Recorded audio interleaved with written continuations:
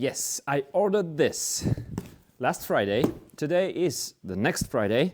And so it took 6 days to come from Germany to Poland. I think they sent it from the German warehouse. And this is the Spedience Velonix. I will show you how to assemble it.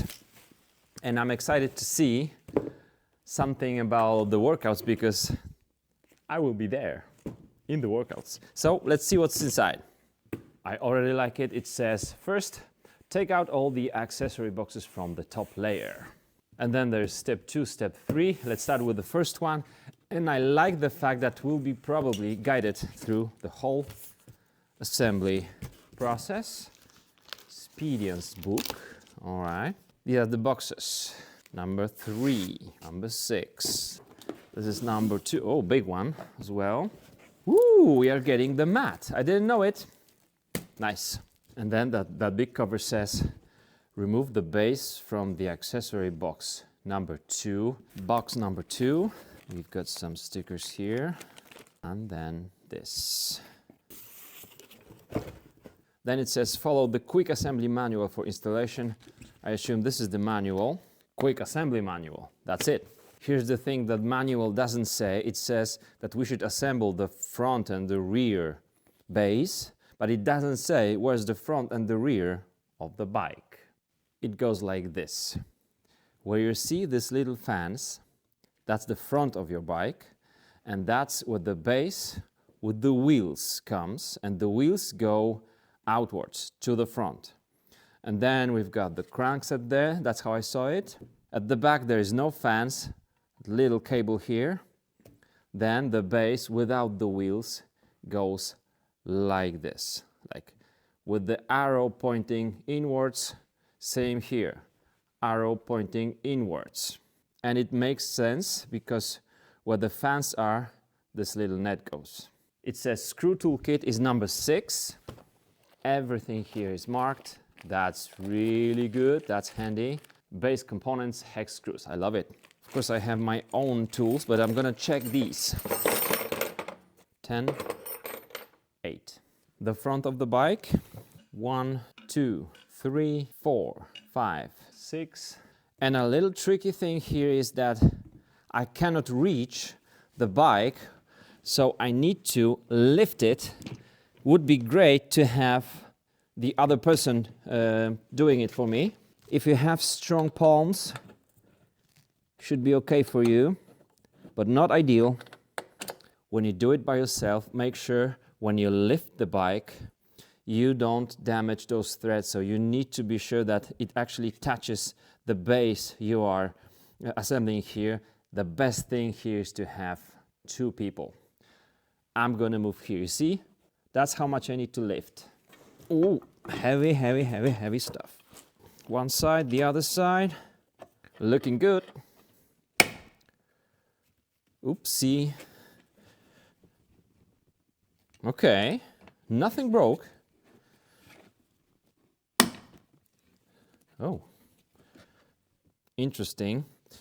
Don't do it too hard. Have you heard this? That was weird.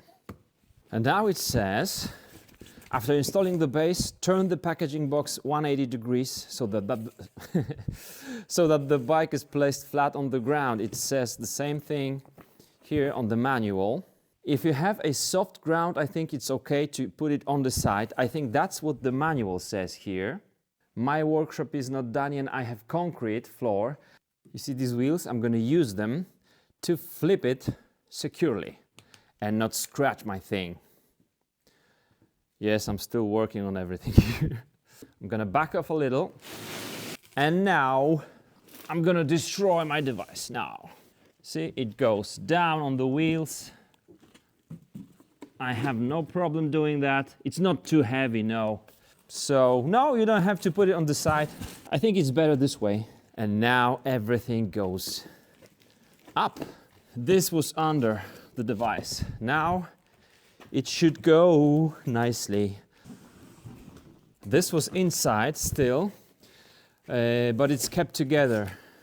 And there's also a zip tie here.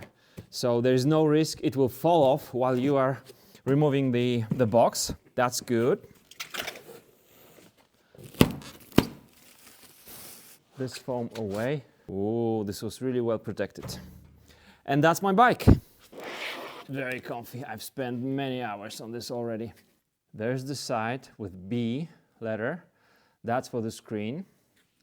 There's the side with no letter. And that goes into our handlebars. I thread this cable and then the bracket can be connected. And these two go together. That's A. C will be for the bike. Now it's time to use the male and female screws. Everything here is marked once again, and there are two 5mm Allen key for that. And I have problem with the fitting here. Yes, I do. The second hole should be drilled better. So this is faulty. In that plastic bag there was thicker and thinner screws. We use two thicker ones here. I'm going to use just one. And I can see the cable here. I will just push it off to the side. Okay, my friends, here's what I did. I use the male side from the bottom and female from the top, unlike it says on the manual. And now I don't have to drill anything, because the thicker female part wouldn't come through this hole here. And now I have no problems with this. You just hold the female side with one Allen key and fasten it on this side. We're looking good. Male screw, female screw, it all works. Now we're supposed to use the box 04, which contains the extension tube. Here it is. And that's for adjusting the height of the handlebars. And we need to thread the cables through it. And now comes the confusion, because we just did this, and now the manual says that we should thread all the cables A, B, C through this extension before assembling it to the bike. So this is the extension right here, and the only thing I'm gonna thread through is this cable, because I'm gonna connect C to D, right? Because these are like steps, A, B, C, D, not like C with C, B with B. These are steps. This will go here, as you can see, like that.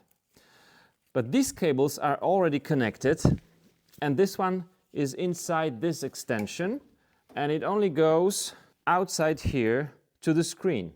So there's no reason to thread A and B cables through this extension. First, A and B, I'm gonna pull it in so that I have space. My A and B cables are hidden.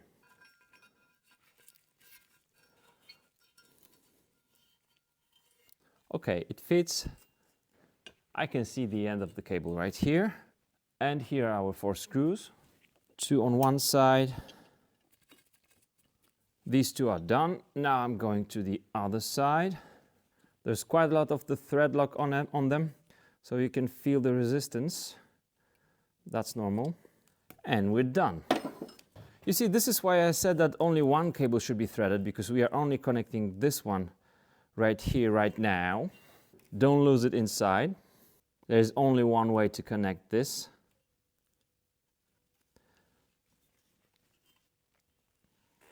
And now this slides down. I need to push that clamp a little bit back to the back. It goes. Cool. At this point our bike looks like this.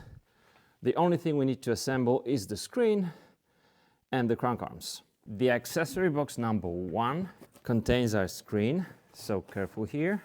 That's it. And then the D stands for display components. You simply can't do it wrong here. This is the back of the screen, this is the socket. The goes like this, and it's the only way you can do it. Then the screw that was in the same bag. Okay. And here we go. The screen goes facing you, of course. And this nice cap goes from the top. Done. And now the B wire, this connector. Again, you can't do it wrong. All right. And then the box number 3 contains our pedals and the crank arms. And back B has the screws for the crank. R on the pedal stands for the right side. It doesn't say to apply any grease on it, so I'm not doing it. And then there is a little screw here and the thread, and there is only one way it will fit, but I think I need to back off with this screw because it won't go all the way. Yeah, that's exactly what's happening here. I need to unthread this one. Okay, and this screw has even a Loctite on it. Okay, now I feel the resistance, and then I can lock this one. All right, I've done it on both sides. To be honest, I don't really see the point of using this additional screw right here, but it's there. And I'm very happy to discover that I can either connect the power from the back of the Velonix bike or from the front. That's very convenient. I'm connected to my Wi-Fi and can now update the thing.